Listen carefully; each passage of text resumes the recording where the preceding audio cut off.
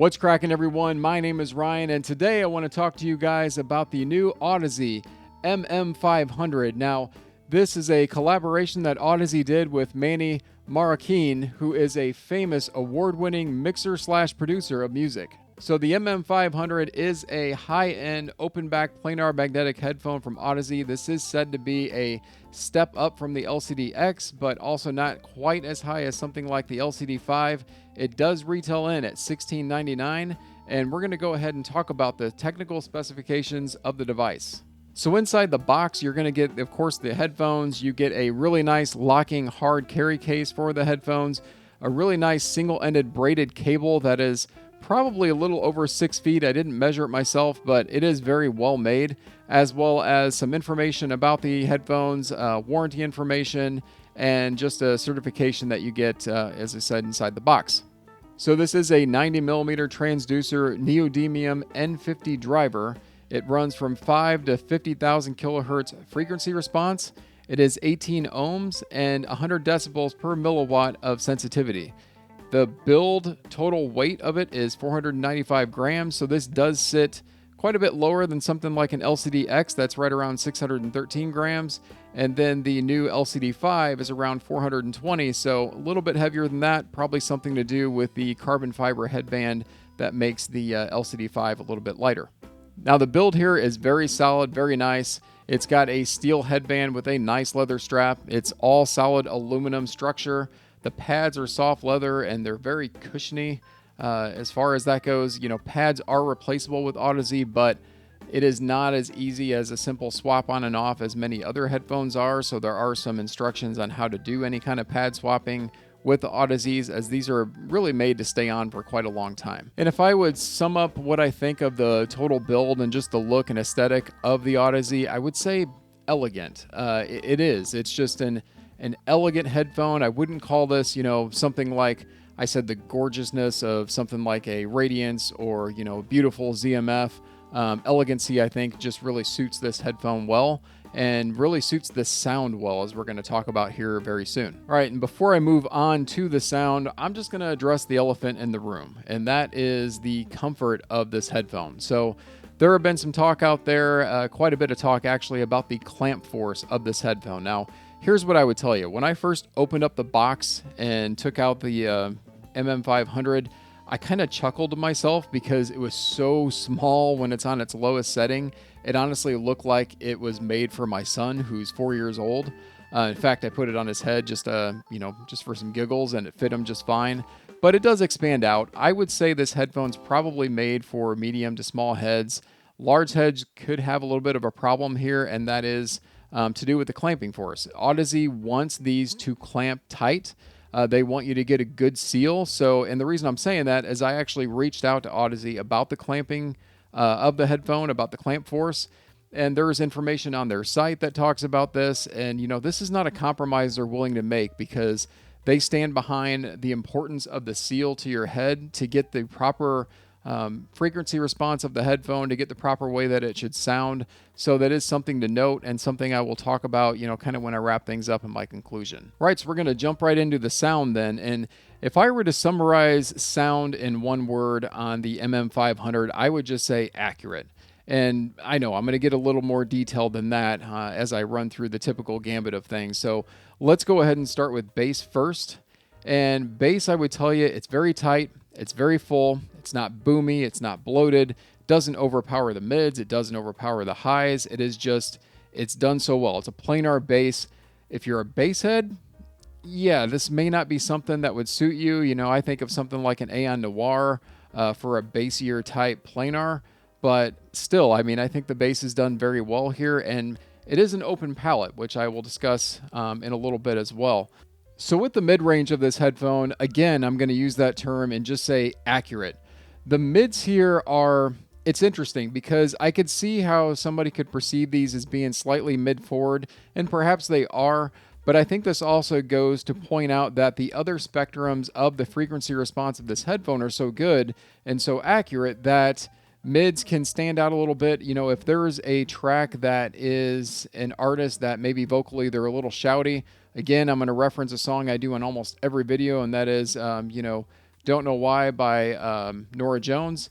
At the beginning of her verses, that first word is typically shouty on a shouty headphone.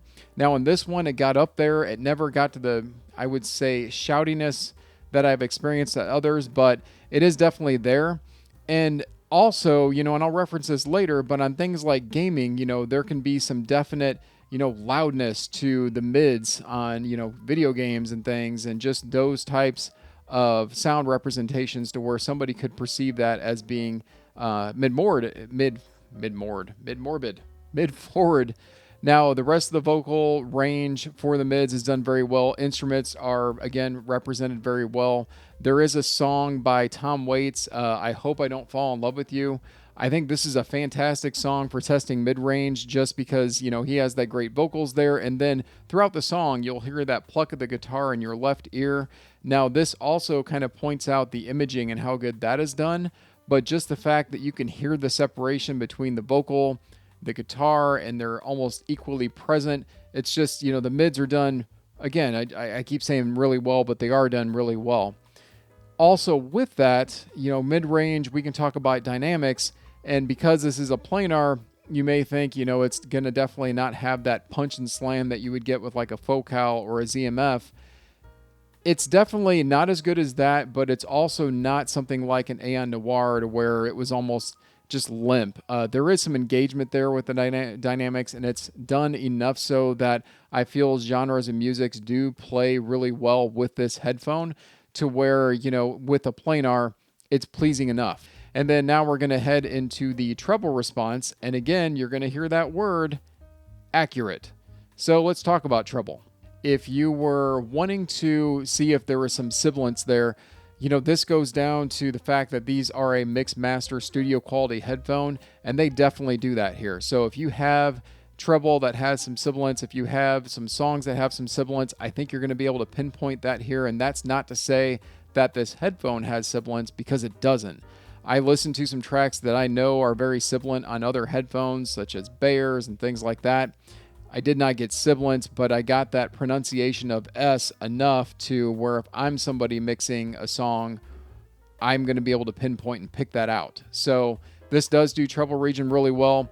It's not hot in the treble. When I think of something compared like an Aeon Noire or like my Arya Stealth that I owned, those were a little hot in the treble. This I don't think is at all. In fact, dare I say, this is probably the best treble response I've heard on a planar. Now, take that with what it is, because I haven't heard a ton of different planars.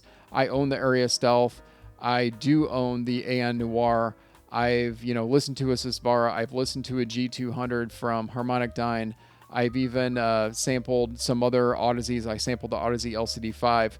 Probably not quite as much as I should have to give you a good impression, but this is truly a great treble response in my opinion, and something, I would compare up there with even like my ZMF Atriums as far as just a good solid treble. Definitely not dark, definitely not bright. It's just done accurately well. And so from there, I'm going to quickly jump into stage imaging and details. Stage-wise, yeah, this is definitely an intimate presentation.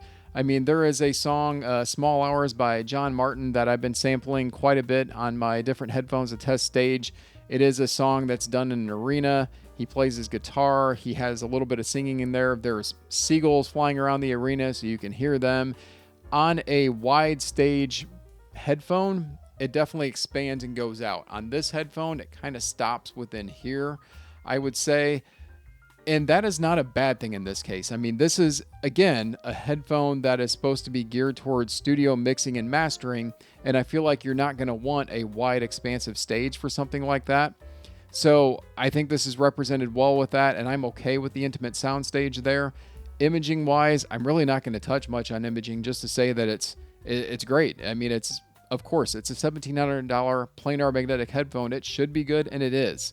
Song like Letter and other things like that are good for sampling imaging, showed no flaws here at all, panned very smoothly in my opinion. And then instrument separation and just the timbre of instruments are also done very, very well here, to where, this is a planar, so you're going to hear that separation and that detail probably a little bit more unnatural, but also pinpoint nature of it is very, very good. to where, you're going to see that difference between a dynamic and a planar when it comes to that. But again, this is done very well for those things. And so I am going to touch on gaming. Now, this is a $1,700 headphone, so yeah, you're probably not going to spend that kind of money on a headphone for gaming unless it happens to be named a Sennheiser HD800S. Am I right? Still, I game as a hobby, just like I listen to audio as a hobby. So, of course, I paired up these two. And yeah, the intimate soundstage doesn't make great for, shooters. I played the new beta of Modern Warfare 2 Call of Duty, and yeah, definitely, that intimate soundstage came into play to a detriment there. I remember a point I was running down a wall and I heard a tank and I was like, oh, it's on the other side of the wall. And actually, no, it wasn't. It was on the other side of the wall, on the other side of the road across the way, to where, that actually can, again, be a detriment to you in games and things. So stage is definitely a benefit there. And as I said earlier, with the mid-range and all the frequency being so present, it made that game C really loud, to where this is where I would recommend some EQ if you were going to use it for something like gaming, just to be able to tune that to a nature that's more pleasing and engaging for a gaming experience. And that is the next thing I am going to touch on, and that is EQ. I've never talked about EQ in any of my videos before. I have nothing against it. I just personally don't do it. I like to get different headphones for their different natural flavors, but this is one. It's an Audeze. Audeze is a company that, very much recommends EQ. In fact, they'll give you profiles and things. So I had to test it with this. I got the equalizer APO. I did a few things with it with, bass boosting and maybe dropping the mids a little, maybe upping the treble a little for that kind of V-shaped sound for gaming, and really got a good experience from that. And then different genres, maybe do different things. Now, of course, you got to be careful with how much you boost on that, so you don't want to get it all wonky, but it definitely takes well to the EQ. I'm not a person to recommend EQ profiles at all. I'm just telling you that it takes well to it, and it was a pretty, interesting experience doing that with the MM-500. And so then power requirements. Now, you guys know I have my shit stack, my Jotunheim 2, and my Modius. Now, those pair very well with this headphone. I figured they would. I will say that the single-ended is what I listened to mostly on this, though I didn't really have a preference for either. But I did notice I had to turn the volume up a little more than I thought I would. Now, this, with the 100, dBL and the sensitivity and the, 18 ohm nature of this headphone, I didn't think I would need too much from it. But this is, again, showing the difference between a planar magnetic headphone driver compared to a dynamic, and just the differences of power requirements and things. I do recommend an amp with this headphone. It doesn't have to be anything super beefy. Something as simple as a Magni Modi stack, I think, is going to be perfectly fine for this headphone. And, that's not going to set you back too much, but also something I would imagine would scale pretty nice. I also paired this with my IFI Go bar. And again, talking about EQ, I used the X bass and X bass buttons. It did just enough to be a subtle improvement, or, a subtle change, I should say, to where, this handles EQ like a pro, and that was no different. Now, you could hook this up to a phone, you could hook this up to a laptop and get volume play out of it just fine, but I just think for those, extra bit of details and things, proper amplification and just a decent amp is the way to go here, especially for the money that you're going to spend on the headphone as it is. I think this is a fantastic headphone. I think it is almost boring, reference neutral, but boring in a good way, to where you can spice up the flavor with some EQ if you choose to do so. Or out of the box, this may be just perfectly tuned to what you want to do. Mix, master, studio, maybe you just want to relax and be able to listen to every genre out there. I think you can do that straight out of the box with this headphone. But, this is something that goes to show that if you're somebody that prefers different types of sound signatures, this may not be for you. I personally prefer dynamic driver headphones, but I still like to have planars. This is going to be in my collection for right now, simply because this will give me a good reference point for tracks, for A being headphones, for A being gear and things, and I think that alone justifies it for me. But it's probably not a headphone I'm going to daily all the time, just because I do like some flavor. I love my Atriums. I love the Auteur that I have currently right now, before I have to send that back. So, that kind of gives you my conclusion nature there. It's a little bit all over the place. I'm sorry about that. But on the other end of that, if you're somebody that isn't into the clamp force and that is a worrisome thing for you, yes, I mean, definitely be aware of that and know that if you think that's going to bother you, then this is probably going to be a pass for you. But just also know that Audeze does stand behind that, as I said at the beginning. So I'm not going to call that a negative of this headphone. I'm going to call that just a feature of the headphone, that it is clampy. It is going to seal to the head really tight in order for them to get the right kind of sound reproduction that they need. And perhaps maybe this is a headphone that's made for medium to small heads better than bigger heads, just simply for that nature. So take that for what you will. I mean, this goes down to the subjectivity of this hobby, and that I personally enjoy this headphone. I personally did not find the clamp to be so bad that I just need to get rid of it and don't want to own it anymore.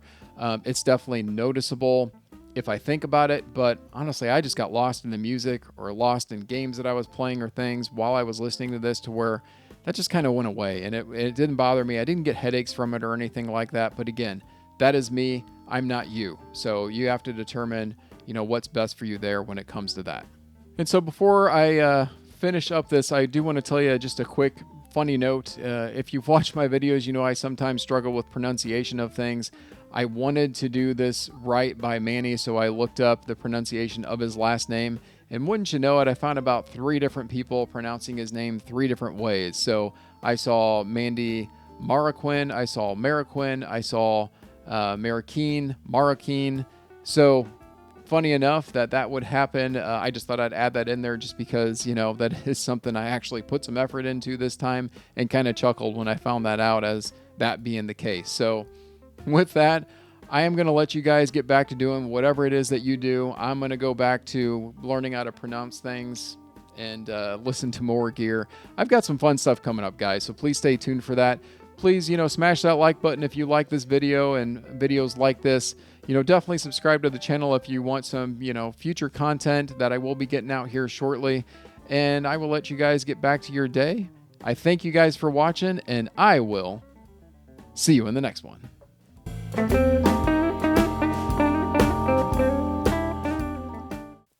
Marroquin, Marroquin, Marroquin, Marroquin, Marroquin, America, Manny Marroquin.